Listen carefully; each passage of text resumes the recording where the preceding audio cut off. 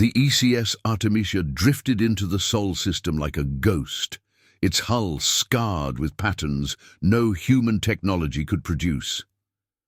Admiral Vera Nassar stood frozen on the observation deck of Helios Station, her breath caught in her throat. The Artemisia had vanished without trace 17 years ago during humanity's first attempt to breach the Tau Ceti system. Now it returned, broadcasting no signals, responding to no hails. "Power signatures are anomalous, Admiral," Lieutenant Ferron Kivi reported, his fingers dancing across the holographic display. "The ship is alive by all readings." Vera narrowed her eyes. "Alive? Energy patterns consistent with biological systems, but on a scale that's—" Ferron paused. "Impossible." Within hours, a quarantine zone was established, and the Interstellar Coalition Assembly convened an emergency session. The Artemisia's return represented either humanity's greatest scientific breakthrough or its most dangerous first contact. Commander Rylith Odom led the boarding team, a specialist in xenobiological contamination scenarios. As her shuttle approached the silent vessel, she noted the strange iridescent patterns etched into the hull, mathematical sequences that seemed to shift when viewed directly. "Visual feed stable?" she asked her pilot, Ensign Lazuli Morneau. "Affirmative, Commander, though I'm getting some weird interference when focusing on those markings." The Artemisia's primary airlock opened without prompting as they approached, revealing an interior that defied explanation. The corridors remained structurally identical to standard Earth Coalition vessels, but every surface was covered in a translucent, amber-like substance that pulsed with internal light. "Biosigns?" Rylith asked, her voice barely above a whisper. "Multiple readings, but scattered, inconsistent," replied Lieutenant Malai Suvarnabhumi, her sensor wand trembling slightly. "Some appear human, others I can't classify." They moved deeper into the ship, passing crew quarters transformed into crystal gardens of impossible geometry. Databanks that once held navigation charts now hummed with liquid light. In the central command deck, they found their first survivor. Captain Elisar Mordecai sat in his command chair, eyes open but unseeing, his skin latticed with the same amber material that covered the ship. Around his head hovered a corona of light that shifted and swirled like a mathematical equation coming to life. "Captain Mordecai?" Rylith approached cautiously. "Can you hear me?" The captain's head turned, movements fluid yet mechanical. His voice, when it came, resonated from the walls themselves rather than his mouth. "We found them, the predecessors, their library, their knowledge." His eyes focused suddenly, intensely. "They've been waiting for us, Commander, for so very long." "Who has been waiting, Captain?" "The ones who came before. The ones who seeded the stars." Captain Mordecai's lips curled into a smile that didn't reach his eyes.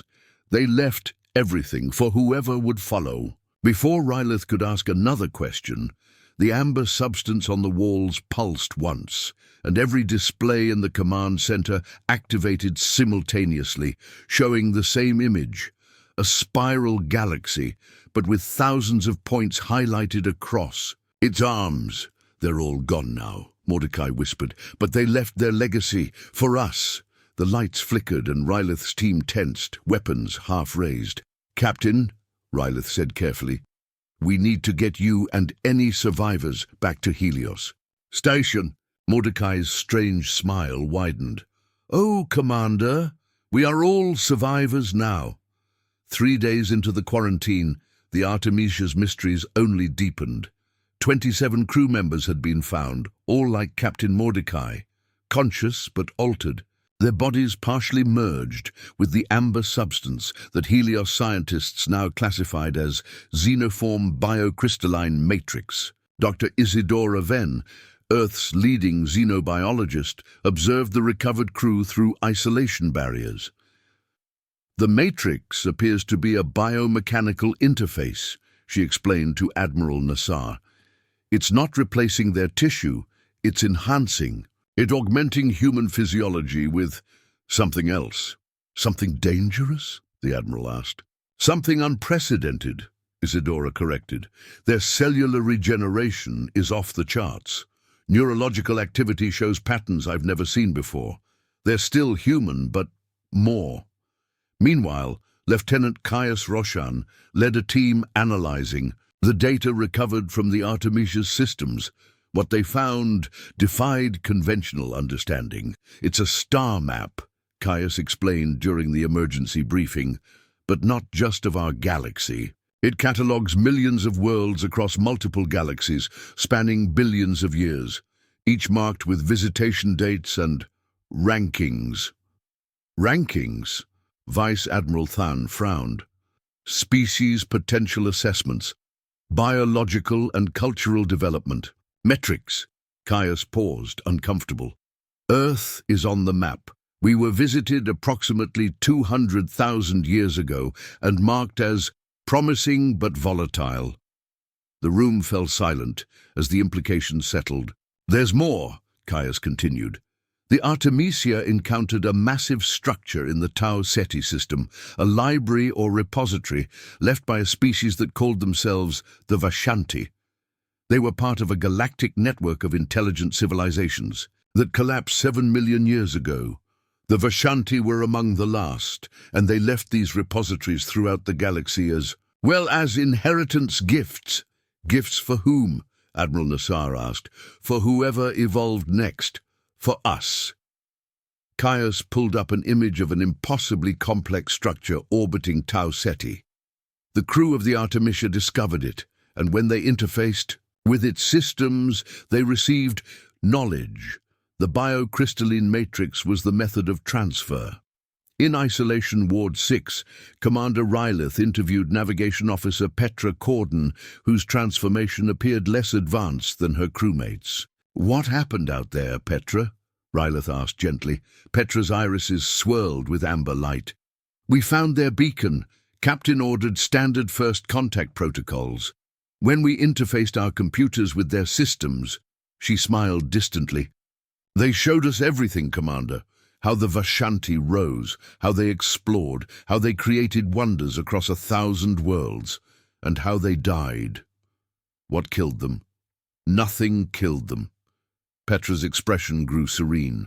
They evolved beyond physical form, transcended, but before they left, they prepared gifts for those who would come after, libraries containing their science, their art, their understanding of reality itself. And the ship, what happened to the Artemisia? The knowledge was too vast for our computers.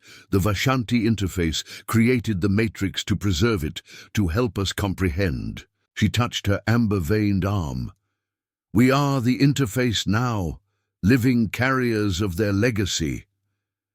Elsewhere on the station, Captain Mordecai's vital signs suddenly spiked.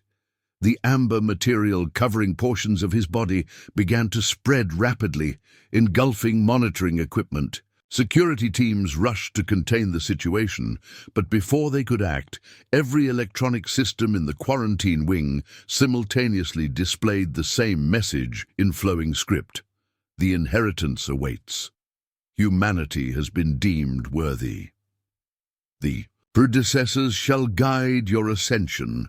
As alarms blared throughout Helios Station, the Artemisia's engines unexpectedly powered up, though no one was aboard to command them.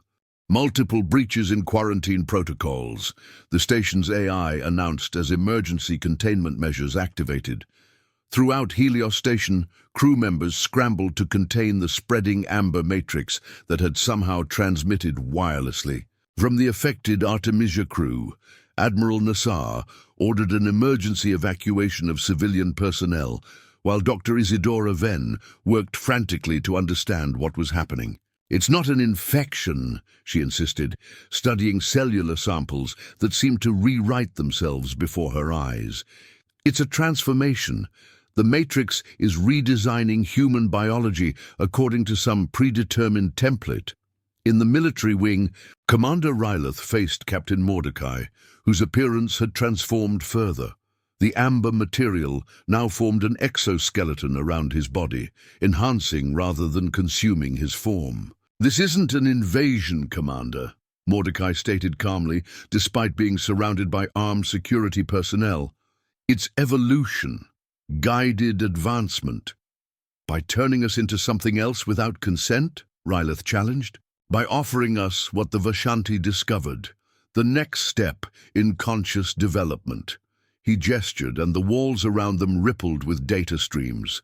They spent millions of years perfecting biological interfaces with technology, merging consciousness with machine learning. What would take us millennia to develop, they're offering freely. At the same moment, Lieutenant Caius made a breakthrough in the data analysis. "Admiral!" he called urgently. "The Artemisia didn't just find one Vashanti repository. According to these coordinates, there are 16 others scattered across nearby systems, all configured specifically for human biological parameters." "They were waiting for us?" Admiral Nassar asked incredulously. "Not exactly." Caius pulled up a complex diagram. "The Vashanti created adaptive repositories for any intelligent species that might discover them. The technology reconfigures itself based on the biological and cognitive structures of whoever finds it. The Artemisia crew was the first contact, so now all repositories are tuned to human physiology.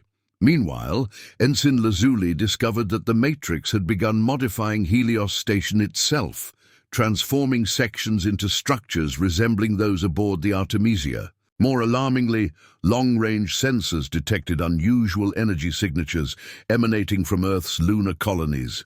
"It's spreading," Vice Admiral Than reported grimly. "Whatever this is, it's transmitting itself throughout the system." As panic threatened to overwhelm the station, Petra Corden broke free from her containment. Rather than attempting escape, she made her way to the central communications array, her movements impossibly fast. By the time security teams arrived, she had interfaced directly with the system. Every screen throughout the station and across Earth's orbital platforms displayed a message. We were the Vashanti. We explored, we created, we transcended. Now it is your turn to choose. Petra turned to face the security team, her expression serene. "The Matrix isn't forcing transformation, it's offering it. Those who accept will evolve. Those who refuse will remain unchanged.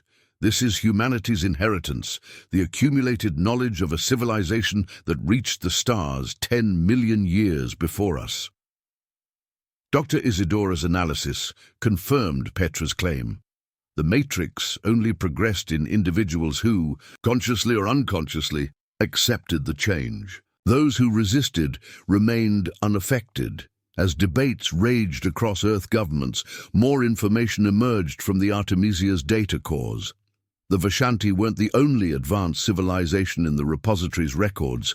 Dozens of species had risen and either transcended like the Vashanti or fallen to various calamities. The repositories served as both warning and gift, evolutionary shortcuts for worthy successors. The question facing humanity was profound. Accept alien evolution or reject it and continue on their own path. "There's something else in the data," Caius reported, his voice hushed.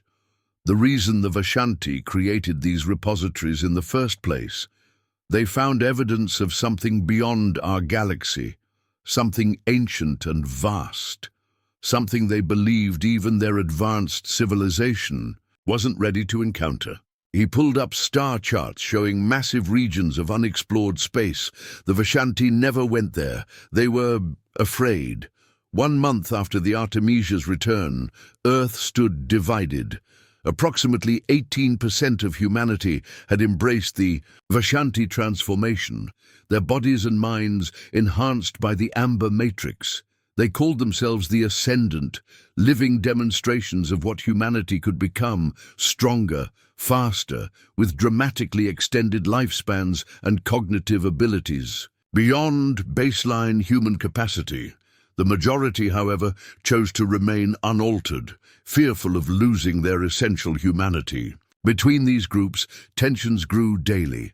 On Mars colony, Governor Nix Revere established the first sanctuary for the Ascendant, while Earth's United Nations declared a moratorium on further transformations until long-term effects could be studied. The solar system teetered on the brink of its first post-human conflict. Aboard Helios Station, now a neutral research facility, Commander Rylith supervised the joint Human Ascendant scientific team studying the Artemisia. Both sides recognized the ship as the key to understanding what humanity had inherited and what responsibilities came with it. The Vashanti weren't just leaving knowledge behind, Dr. Isidora explained during a high-clearance briefing.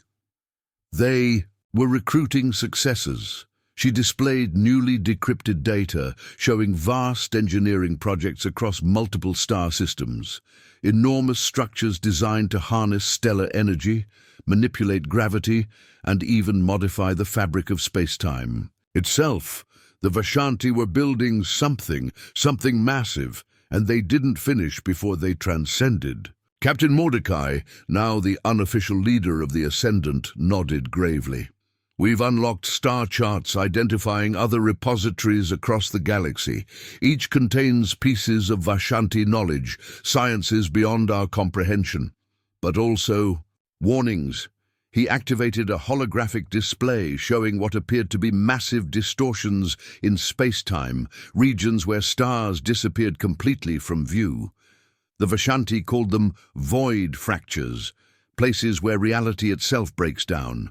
Natural phenomena at first, but growing more numerous over millions of years, the Vashanti's megastructures were designed to stabilize these fractures. And they left the job to whoever came next, Admiral Nassar concluded. Precisely. The Vashanti transcended to another plane of existence, but they knew the fractures would eventually threaten all life in the galaxy. They needed inheritors to continue their work. Meanwhile, Lieutenant Caius and Petra Corden made a breakthrough decoding the Artemisia's modified propulsion system. The ship hadn't simply returned to Earth, it had instantaneously relocated across vast distances through what the Vashanti called fold corridors. It's not just faster than light travel, Caius explained excitedly. It's no time travel. Distance becomes irrelevant. This discovery accelerated the divide between human factions. The Ascendant, with their enhanced understanding, could implement the technology immediately. Traditional humans would need decades to comprehend the principles involved. As debates continued, a new crisis emerged. Long-range telescopes detected a growing void fracture at the edge of the solar system, evidence that the phenomenon wasn't limited to distant space. More critically, it was expanding. Aboard the modified Artemisia, now crewed by volunteers from both factions, Captain Mordecai prepared for humanity's first intentional journey through a fold corridor.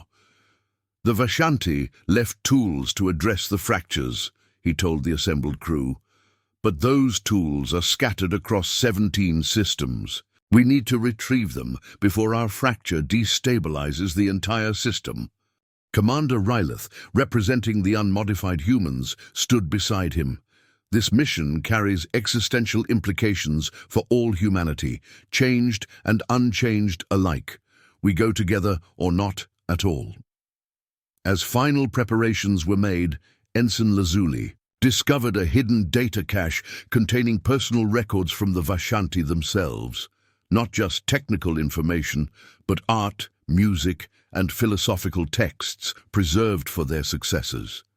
They weren't just building tools, she realized. They were building bridges, connections between civilizations separated by millions of years. The Artemisia prepared to depart, carrying humanity's first joint expedition into the legacy of the Vashanti, while behind them, the distant void. Fracture continued its ominous expansion. The Artemisia emerged from its fold corridor transit into the Epsilon Indi system, where the first Vashanti repository awaited. The journey had taken mere seconds, But the psychological impact on the crew was profound. Traditional humans struggled with the disorientation, while the Ascendant seemed energized by the experience. "Spatial coordinates confirmed," Lieutenant Caius announced. "Repository should be in orbit around the fourth planet." As they approached, they discovered not just a repository, but an entire Vashanti installation, a vast structure that had remained hidden from Earth telescopes, disguised by advanced camouflage technology. "Life support active," reported Ensign Lazuli, "atmosphere compatible with human physiology." A team led by Commander Rylith and Captain Mordecai boarded the facility. Unlike the remnants found at Tau Ceti, this installation appeared fully operational, responding immediately to their presence by illuminating pathways and activating dormant systems. In the central chamber, they discovered an intact Vashanti communication device, a crystalline sphere that projected a holographic figure when approached. The being that appeared was clearly non-human, tall and ethereal, with 4 upper limbs and skin that shifted colors as it spoke. "Greetings, inheritors." The recording began in perfectly translated speech. "I am Naram Vish, Keeper of Ways. If you have reached this facility, you have discovered our first gift and begun your ascension." The hologram gestured, and the room transformed into a 3-dimensional map of the galaxy, with numerous points, highlighted across its expanse. "What you face is what we fled." The void fractures are not natural phenomena, but wounds in reality caused by entities we called the Nulls, beings from a universe with different physical laws than our own. Their incursions damaged the fabric of space-time in our reality. Images showed massive geometric entities emerging from distortions in space, their forms seeming to bend light around them unnaturally. We fought them for millennia before realizing that victory through conflict was impossible. The Nulls do not invade deliberately. They are simply incompatible with our universe. Their presence alone causes reality to unravel. The hologram changed to show enormous structures positioned around fracture points, stabilizing the damage. Our solution was containment. The network of stabilizers we built has held for 7 million years, but they are failing now as expected. You must retrieve the restoration keys from each repository to reactivate the network. As the recording continued, the team learned that the Vashanti had prepared for multiple scenarios, including the possibility that no suitable inheritor species would emerge. Automated systems would eventually activate to address the fractures, but the Vashanti believed that conscious, intelligent implementation would prove far more effective. Captain Mordecai interfaced directly with the repository's systems, his enhanced physiology allowing deeper access than conventional methods. What he discovered left him visibly shaken. "The Nulls aren't just random entities," he explained to the others. "They're drawn to advanced technological civilizations. Our development attracts them, like moths to flame across dimensional boundaries." "So the more technologically advanced we become," Commander Rylith began, "the more we risk further incursions," Mordecai confirmed. Dr. Isidora accessed the biological archives, discovering that the Vashanti transformation offered to humanity was more significant than merely enhanced capabilities. The Vashanti redesigned themselves specifically to interface with their stabilizer technology, she reported. "The Amber Matrix isn't just an enhancement, it's a specialized adaptation for fighting void fractures." As they prepared to retrieve the stabilizer key, a crystalline device heart of the repository, proximity alarms blared. The void fracture they had detected near Earth's solar system wasn't an isolated incident. Multiple fractures were appearing throughout nearby space, as if responding to humanity's sudden technological leap. "We've triggered something," Lieutenant Caius realized with horror.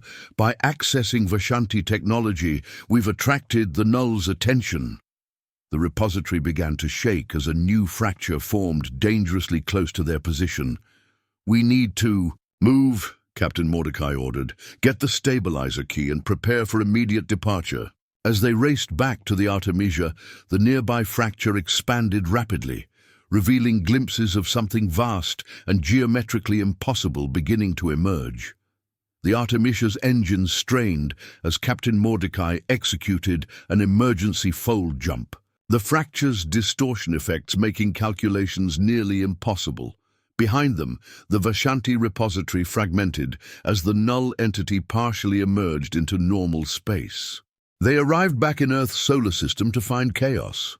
In their absence, 3 more fractures had appeared, one dangerously close to Mars' colony.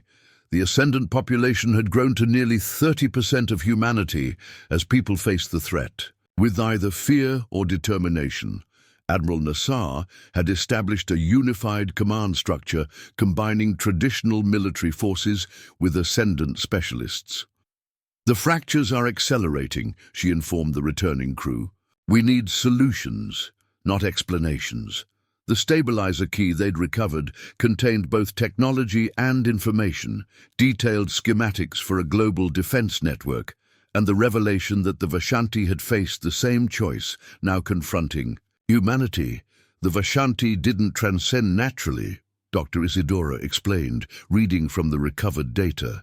"They transformed themselves deliberately to combat the nulls more effectively. When they eventually succeeded in creating a self-sustaining containment system, they chose to evolve beyond physical form rather than regress to their original state." This knowledge deepened the divide among humans. Some saw the transformation as essential for survival, while others feared it represented the end of humanity as a species. As debates raged, the fractures continued to expand. Commander Ryleth, still unaltered but working closely with the Ascendant, proposed a controversial solution. "We don't all need to transform. The Vashanti data indicates that approximately 40% of a population modified with the Matrix can successfully operate the entire stabilizer network, while the remainder can maintain their original form." This compromise gained traction as fracture activity intensified.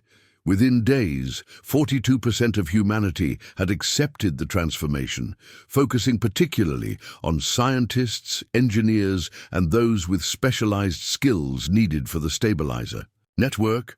17 expeditions deployed simultaneously to recover the remaining stabilizer keys, racing against the rapidly deteriorating fabric of spacetime. The Artemisia, commanded jointly by Mordecai and Ryleth, targeted the primary repository in the Sirius system, believed to contain the master control mechanisms. Upon arrival, they found something unexpected, evidence of recent activity. Another species had discovered the repository before them. "Impossible," Lieutenant Caius breathed as they examined alien tools and technology left behind. "The Vashanti repositories were supposedly configured exclusively for us now." Deeper investigation revealed the truth. They weren't alone in inheriting the Vashanti legacy. An aquatic species from a system 30 light-years distant had discovered another network of repositories 2 decades earlier. They too had been fighting the fractures, unaware of humanity's parallel efforts. As the Artemisia's crew retrieved the master control key, they established first contact with these beings, the Luvari, who had already constructed stabilizer nodes around their home system. The Vashanti didn't choose a single successor, Captain Mordecai realized. They created parallel inheritance paths for multiple species, knowing cooperation would be needed. Together, humanity and the Luvari coordinated their efforts across 50 star systems, activating the ancient Vashanti network while establishing new connections between their civilizations. On Earth, the first major stabilizer node came online, near the lunar colonies, immediately reducing the nearest fracture's expansion rate. Similar reports came in from Mars and the outer system as humanity's combined technological might, enhanced by Vashanti knowledge, addressed the crisis. 3 months after the Artemisia's initial return, The stabilizer network achieved critical functionality. The fractures began to shrink, their boundaries solidifying into controllable, contained anomalies. In a quiet moment aboard the Artemisia, Commander Rylith, who had remained unmodified by choice, stood with Captain Mordecai observing Earth from orbit. "We didn't just inherit technology," she said reflectively. "We inherited responsibility." Mordecai nodded. The Vashanti didn't simply transcend because they could. They did so knowing others would follow, knowing we would eventually stand where they once stood. Below them, Earth glowed with the light of a civilization forever changed, yet recognizably human. Some had transformed, becoming living interfaces to ancient technology.